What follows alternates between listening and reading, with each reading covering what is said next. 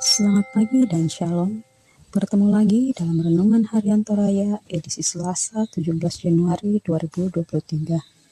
Sebelum kita membaca dan merenungkan firman Tuhan, marilah kita meminta kekuatan Tuhan, kita berdoa.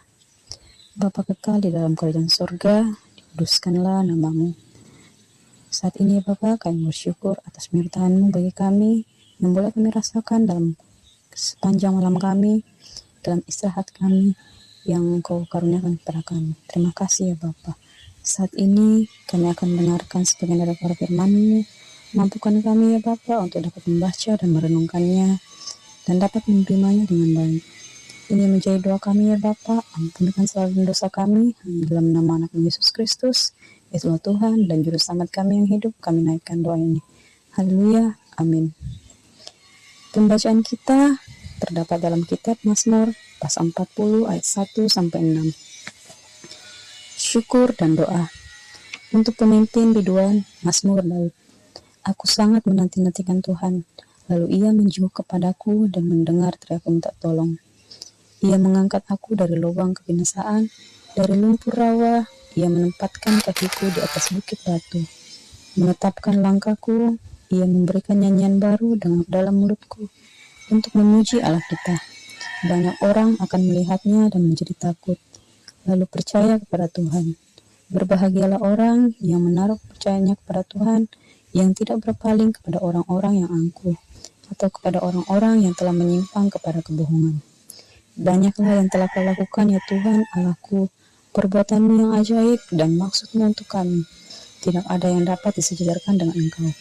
Aku mau memberitakan dan mengatakannya, tetapi terlalu besar jumlahnya untuk dihitung. Amin firman Tuhan. Dari pembacaan kita diberikan satu tema, yaitu perbuatan Allah yang ajaib. Lan bahasa Toraya dikua, penggauran kalian na puang matua.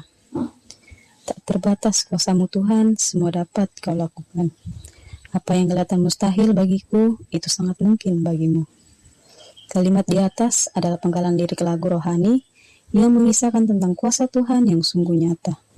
Ketika Daud sedang mengalami kesengsaraan di tangan musuh-musuhnya, ia meminta pertolongan Tuhan, namun jawaban itu tidak segera datang.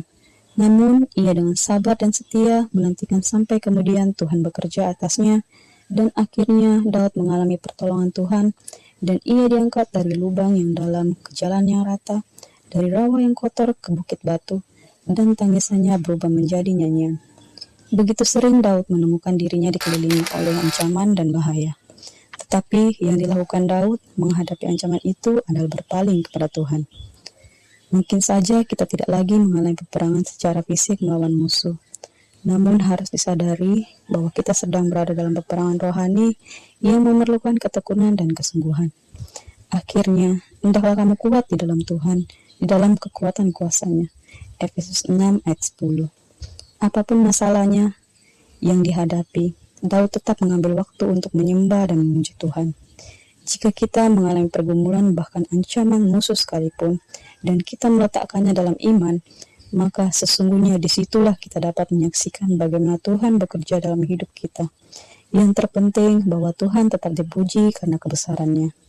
Kita kadang-kadang tidak sabar menanti pertolongan Tuhan, tetapi Tuhan sendiri terus memikirkan kita dan merancang segala sesuatu demi kebaikan kita. Amin firman Tuhan. Kita berdoa. Bapa kekal dalam kerajaan surga, dikuduskanlah nama-Mu. Kami mengucap syukur kepada-Mu ya Bapa atas kesempatan yang indah yang Tuhan boleh karuniakan kepada kami saat ini. Kami boleh membaca serta merenungkan firman-Mu. Mampukan kami ya Bapa untuk dapat memaknainya dalam kehidupan kami, dan kami senantiasa mengandalkan Engkau. Ajar kami untuk selalu mengucap syukur hanya kepada-Mu ya Bapa. Ini menjadi doa kami, ampunkan selalu dosa kami hanya dalam nama anak Yesus Kristus, setelah Tuhan dan Juru Selamat kami yang hidup. Kami naikkan doa ini. Haleluya, amin. Demikianlah Renungan Harian Toraya edisi hari ini. Selamat beraktivitas, Tuhan Yesus memberkati. Shalom.